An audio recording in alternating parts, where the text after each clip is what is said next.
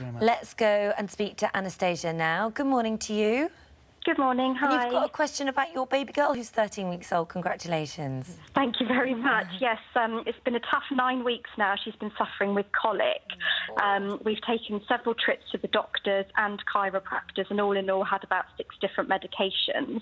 I wanted to sort of look at the root cause, and I'm also breastfeeding her. So I was recommended to go dairy-free for 4 weeks to see if she had an intolerance.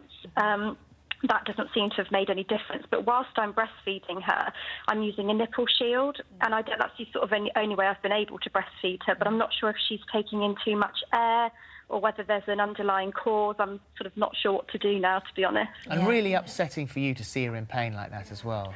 Absolutely. I do anything to take the pain away from her myself, you know. Absolutely. That's a horrible feeling. OK. Anastasia, there are so many parents around the country that will sympathise with you. You know, that phase of colic that so many babies go through in the early months of life, usually it sorts itself out between 4 to 6 months, but it's really tricky because it's persistent crying for no reason. Your baby looks like they're in pain.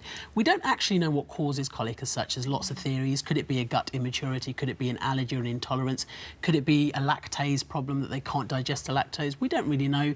The medications that you get over the counter, I'm sorry, they don't really work. There's no proof that they work anyway. Some people try them and find benefit. What we do know does work is patience, comforting your baby, sometimes wrapping them, tummy massage, that sort of thing. Lots of people think about allergy. Allergy can cause similar symptoms, but you might also have things like tummy bloating, unusual looking poo, so it might be slimy, might be blood in there. There may be vomiting as well.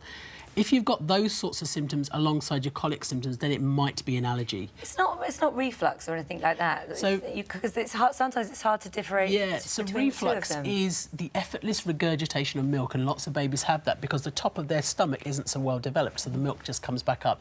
That tends to manifest itself with milk coming out and they're uncomfortable during it. But again, that settles down with time as that stomach muscle develops.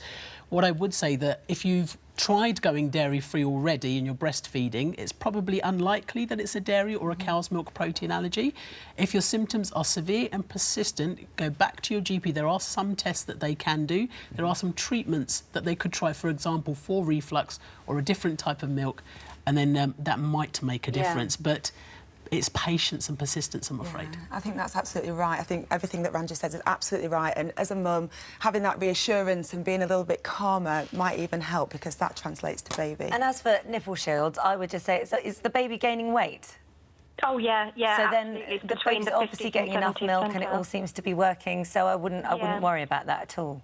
You could make sure you wind her regularly. Even with breastfeeding, some babies take in some air, particularly with bottle feeding, and that might make them a little bit uncomfortable. OK.